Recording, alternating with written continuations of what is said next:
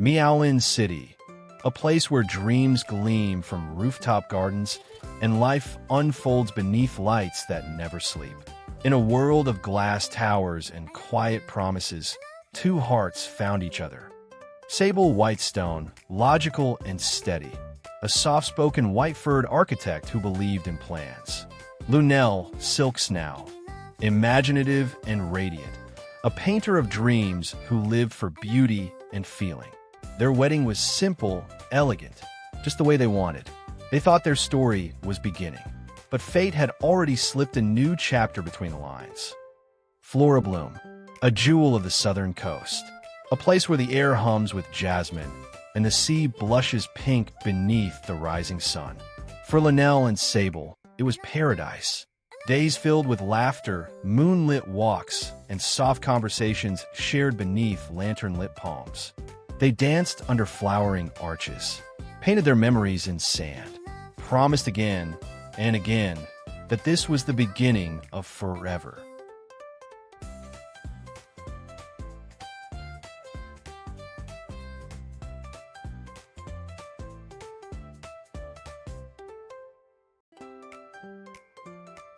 Pregnancy is a quiet kind of magic. It begins with a whisper, a flutter, a heartbeat no larger than a pearl. And then suddenly, it becomes a world. For Sable and Lunelle, every visit was a reminder of that world growing inside her, of the life they created together.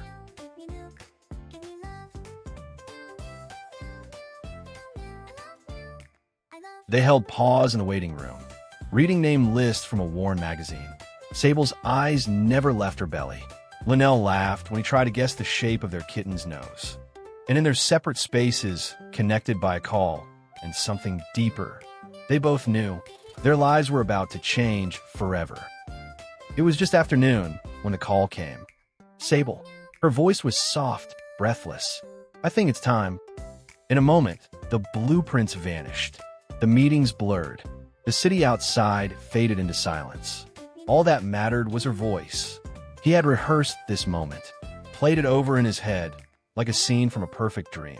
But now it was real, and nothing, not even a lifetime of planning, could prepare him for the feeling. Dr. Tailright adjusts the delivery bed with holographic controls. She calmly says, "We're almost there. One more push." Her voice is steady, cutting through the rising intensity in the room. A nurse, Tabby Cat, hands her surgical gloves as she prepares.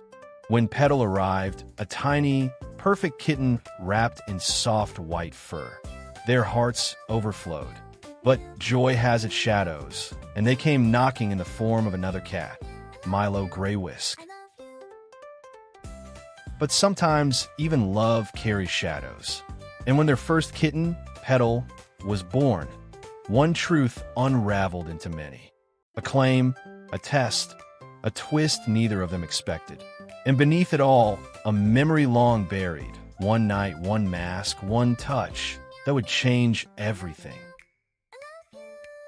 Milo claimed he was Petal's real father. The test was done. The truth awaited. But when the results came, they unraveled everything. Neither Sable nor Milo was the father. A silence followed, heavy, unspoken. That's when Lunelle remembered the night before the wedding. A stranger, a mistake, a moment buried beneath guilt and time. Flashback to Piari wedding memory. He had touched her life like a passing breeze, soft, almost imperceptible, yet unforgettable. That night, his presence had been gentle, his words few, and his gaze distant, as if he already knew he wouldn't stay. By morning, the sheets were still warm, but he was gone. All that remained was the faint echo of a name she never asked for, and a memory she tried to lock away. Now, that memory returned, not with regret, but with a quiet truth she never meant to carry into her new life. A truth wrapped in silence, tucked behind carefully chosen smiles. Sable, torn between betrayal and concern, agreed to help Lunelle find the mystery cat. For Petal, for closure, they visited the Velvet Lounge, now a private speakeasy behind a ramen bar. The manager, named Bruno, checked the guest list from that night. Bruno slides a photograph of Lucien across the bar. You're chasing a ghost. With Bruno's help, they tracked Lucien down to a glass tower near the moon wharf. Lunelle stood before the tall door and knocked. Lucien answered. He was exactly as she remembered. She trembled. Did we? He nodded slowly. Yes. You wore a white feather. You said it was your last night of freedom. She whispered. I think you might be Petal's father. A new DNA test was conducted, this time including Lucien. Days later, a discreet envelope arrived. Subject C, 99.9% match. Paternal confirmation, positive. Lucien exhaled softly. Lunelle wept. Sable said nothing for a long moment, then placed a paw gently on Petal's head. I've raised her. I held her first. She may not have come from me, but she grew into my life. Lucien looked at him. I would like to know her, but I won't take her from you. They agreed. Petal would stay with Sable and Lunelle. Lucien would be her quiet guardian, a composer who wrote her lullabies from afar. In the end, it wasn't about names on a test. It wasn't about who came first or who was right.